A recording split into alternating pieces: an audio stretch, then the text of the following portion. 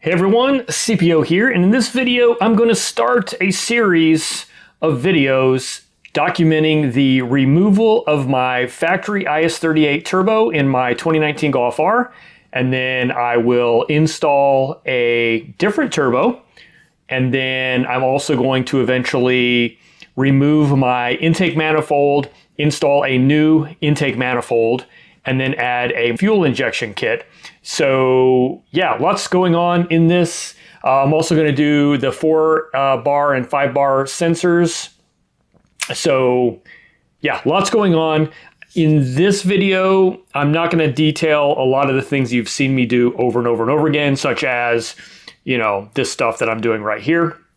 But I do want to show you sort of everything that was involved in getting this turbo out. This is my experience. Other people's experiences may be different. There were some weird things that I noted along the way, and I'll also give you some helpful tips. I'm doing this entirely from the top side, and it was really not bad.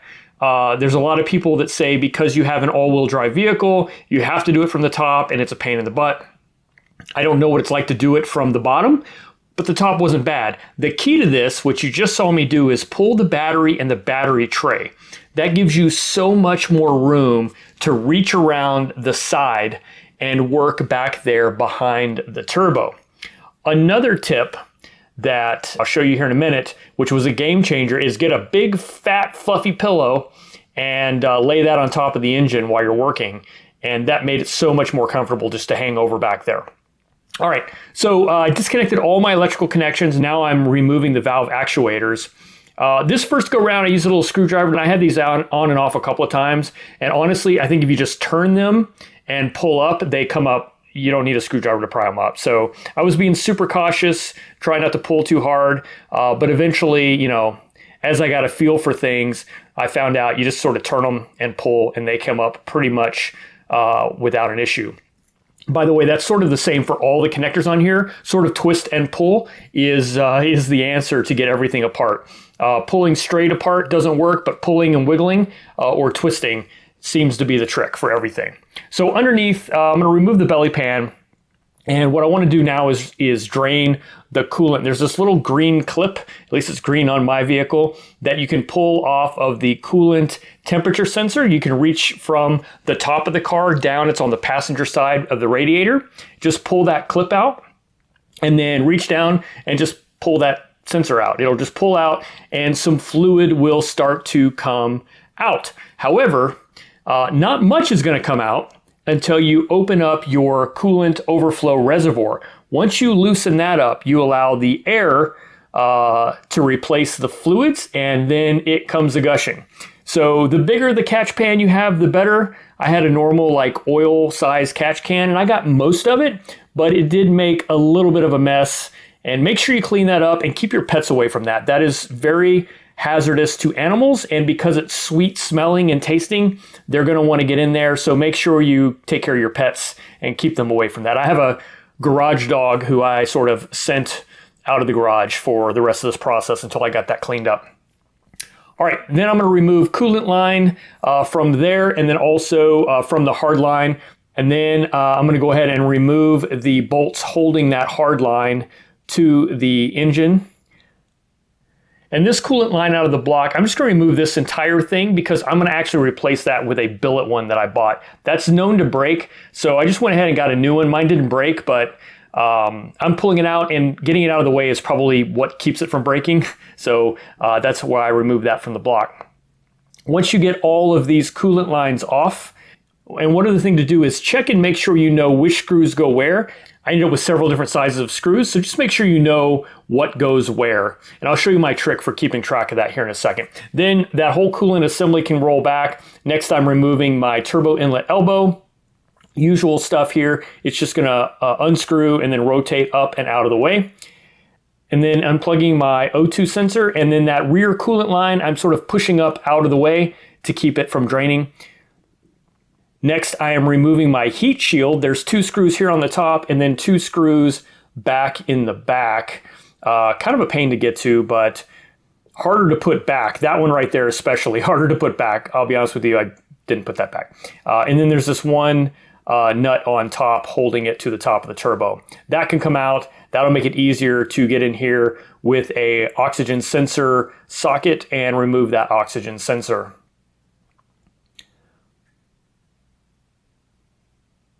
Boom, quick hit on that, and that came off pretty easy. All right, next thing I'm doing is removing my charge pipe from the turbo and just getting that out of the way. Next, I am removing my diverter valve. Hang on to these screws. That's another thing is if you drop stuff, there's a lot of hidey holes down underneath there. If you're lucky, it'll drop all the way to the floor, which happened to me a few times. If you're not lucky, it'll get stuck somewhere in between and you got to figure out how to fish it out of there. You have to figure out A, how to find it, and then B, how to fish it out of there. So the better you can hang on to stuff, the happier you'll be. All right, this is my turbo muffler delete that I'm removing. Fair warning, these screws are not magnetic. At least they weren't on mine. So if you do drop them, you're not going to be able to just, fish it out with a magnet. I am covering up the holes left from the valve actuators, and now I unplugged my wastegate. Now this is the V-band clamp, and this should have just come off easily, but actually mine broke.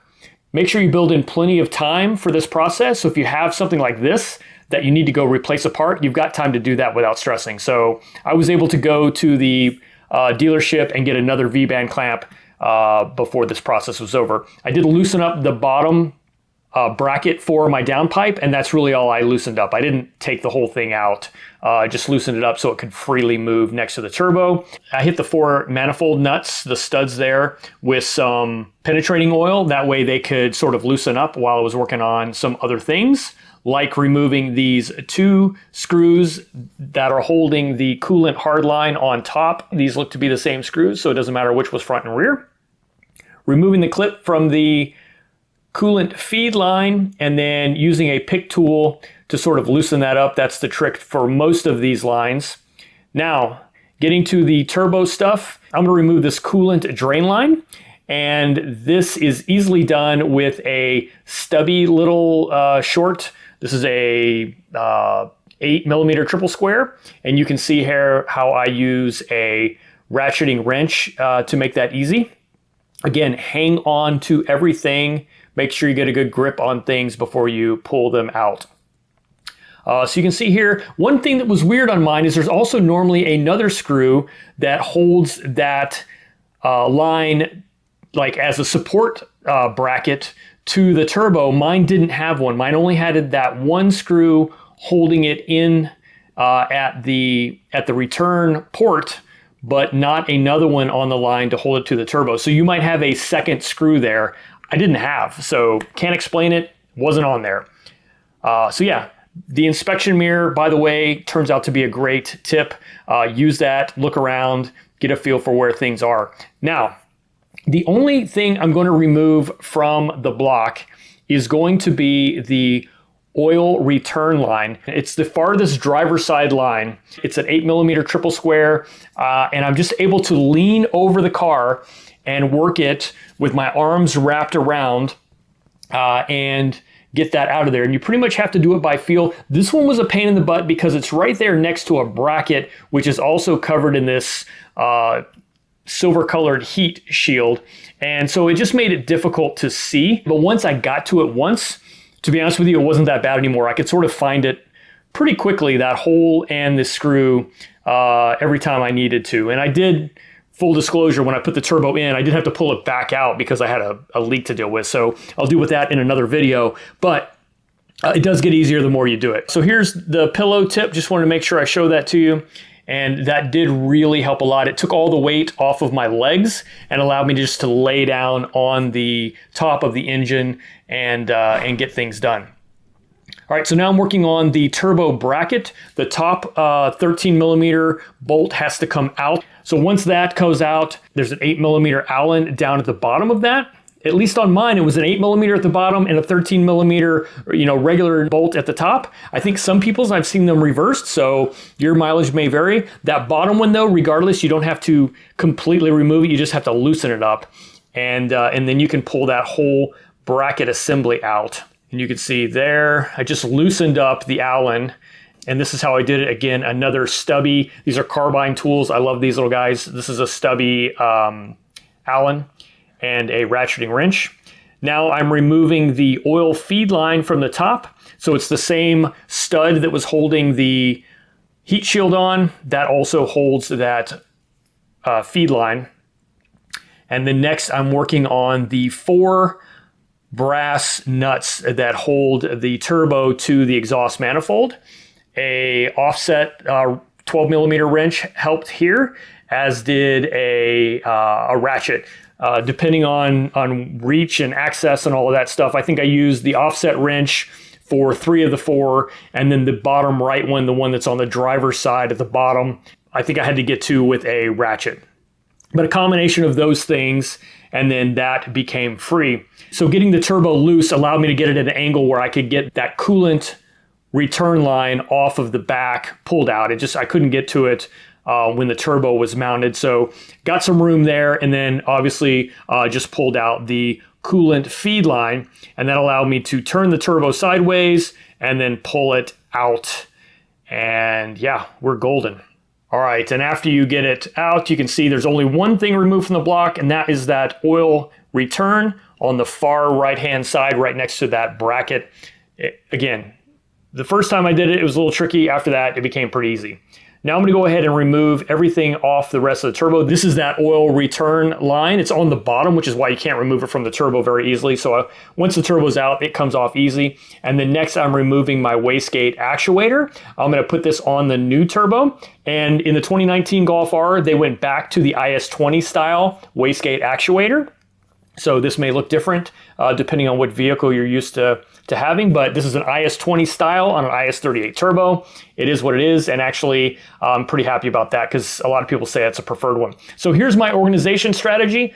As I disassembled things, I made notes, wrote things down, documented what size of fastener it was, and laid it all out, how many. I took notes of things I wanted to remember to do just randomly as I went along, so I didn't forget something, because I'll be in the middle of something and go, oh yeah, I should probably remember to gap my spark plugs before I finish this build. So I just made a note, a checklist. That checklist continued to grow, and it's actually, now that this job is done, it was probably twice as long as that. But yeah, that's it. And then that oil return line, it says it's a bitch. It was the first time, but once you get a feel for it, it's really not that difficult. Anyway, guys, that's it. That is the removal of my IS38 turbo in my 2019 Golf R. Stay tuned, more videos to come where we put bigger turbo in and do some other supporting mods. Thanks for watching, guys. I'll catch you on the next one.